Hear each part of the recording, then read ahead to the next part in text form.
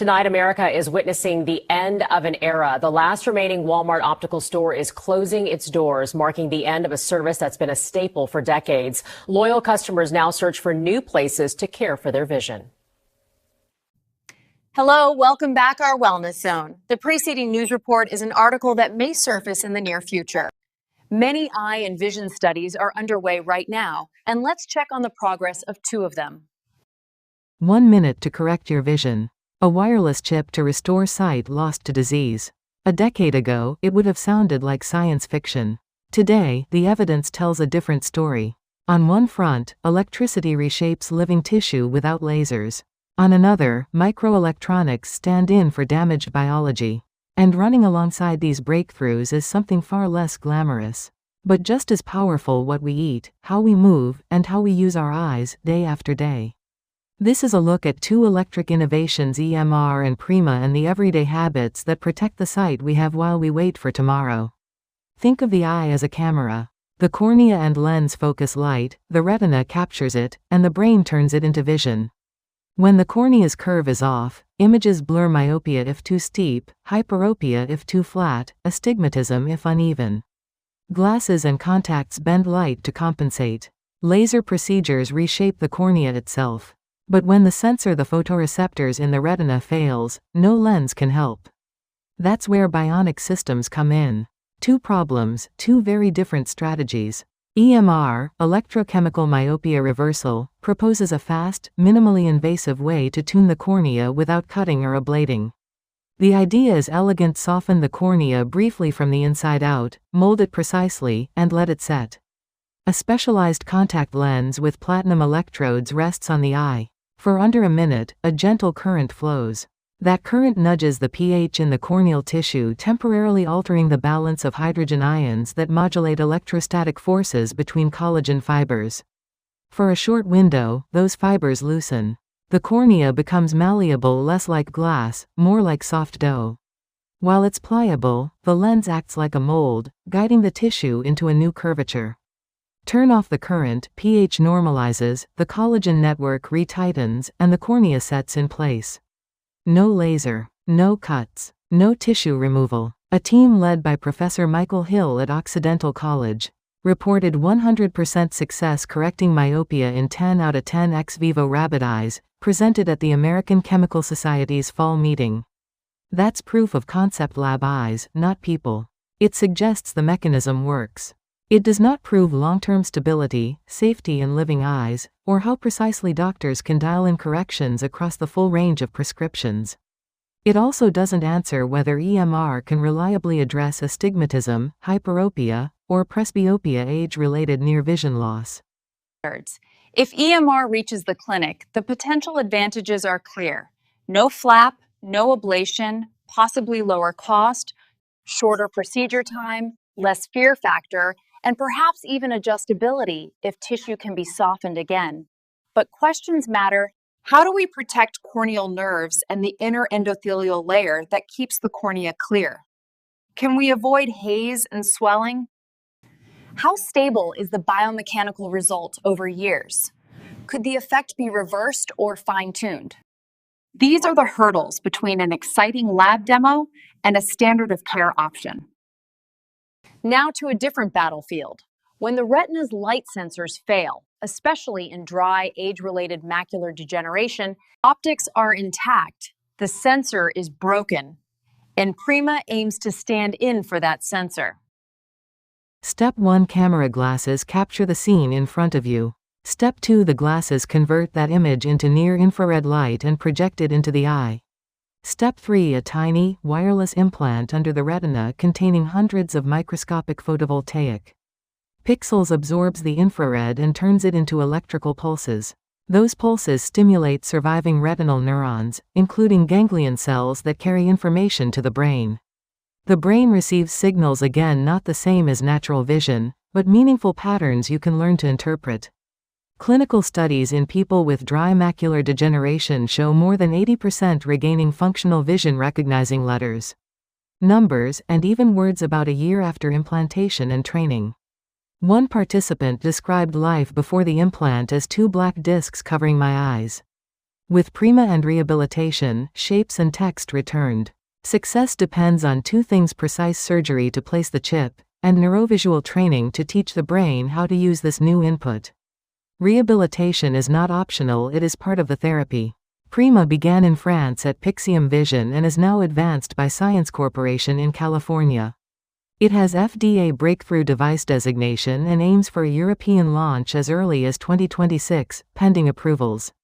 Next-generation software aims to add grayscale contrast denser pixel arrays aim to push acuity toward 2080, a threshold that, with training, can unlock daily reading and navigation for many.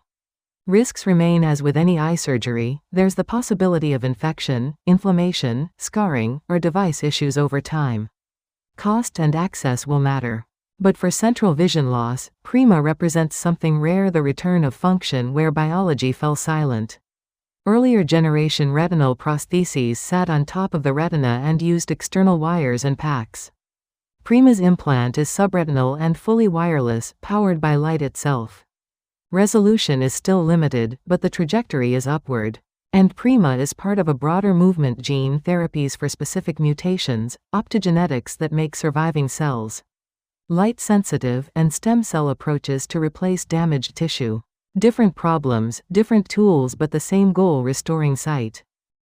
While these technologies advance, most of us can influence the future of our sight with daily choices. This is not a cure-all, it's risk management, stacking the odds in your favor, men. Focus on patterns, not perfection. A vegetable-forward plate with healthy fats and adequate protein supports eye health. Lutein and zeaxanthin from leafy greens like spinach and kale, and from egg yolks, concentrate in the macula and help filter high-energy light. Omega-3 fats from salmon, trout, sardines, walnuts, and ground flaxseed support the tear film and retinal function. Vitamin A and beta-carotene from sweet potatoes, carrots, and winter squash fuel the light-sensing cycle. Vitamins C and E from citrus, strawberries, bell peppers, almonds, and sunflower seeds provide antioxidant support. Zinc from oysters, beef, turkey, and chickpeas helps retinal enzymes do their job. Hydration matters, especially in air-conditioned spaces and long screen sessions. And what you avoid counts. Smoking raises the risk of macular degeneration and cataracts. Heavy drinking and ultra-processed foods add oxidative stress. Aim for 2 fish meals a week, greens most days, and fruit with breakfast or as a snack. Keep frozen spinach, canned salmon or sardines, Greek yogurt, walnuts, and sweet potatoes on hand. Build an eye-friendly day: a spinach and egg scramble and an orange for breakfast. A kale salad with canned salmon, chickpeas, olive oil, and lemon for lunch. Grilled trout with quinoa and roasted carrots or sweet potatoes for dinner, and almonds, berries, or baby carrots with hummus for snacks. On Taco Tuesday, choose grilled fish with cabbage slaw and avocado over fried options. Frozen and canned produce count. Your retina can't tell the difference. Regular exercise improves blood flow to the eye, supports healthy blood pressure and blood sugar, and may lower intraocular pressure. The U.S. guideline is at least 150 minutes a week of moderate activity: brisk walking, cycling, or swimming, and 2 days of strength training. If you lift heavy, avoid prolonged breath holding and extreme head-down poses that can spike eye pressure, especially if you have glaucoma risk. The best exercise is the one you'll keep doing. The 20-20-20 rule works: every 20 minutes, look at something 20 feet away for 20 seconds. Blink intentionally. Screens cut our blink rate, and dryness follows. Use a humidifier in dry rooms, and point air vents away from your face. Preservative-free lubricating drops help for persistent dryness. With contacts, wash hands, clean lenses properly, replace them on schedule, and don't sleep in lenses not approved for overnight wear. Use task lighting to reduce glare. Blue light blockers don't prevent eye disease, but if evening glare or sleep is an issue. Dimming screens and wearing warm tinted glasses after dark can help your body wind down. Outdoors, wear UV 400 sunglasses and a brimmed hat. Ultraviolet light accelerates cataracts and surface damage. At home and on the job, use protective eyewear for yard work, DIY projects, and sports like racquetball or pickleball. Schedule comprehensive, dilated eye exams more often if you have diabetes, high blood pressure, a strong family history, or are in higher risk groups. Supplements are not one-size-fits-all. AREDS2 formulas can slow progression in intermediate to advanced macular degeneration. But they're not preventive for everyone. Talk to your ophthalmologist before starting. For most people, food first is the right approach.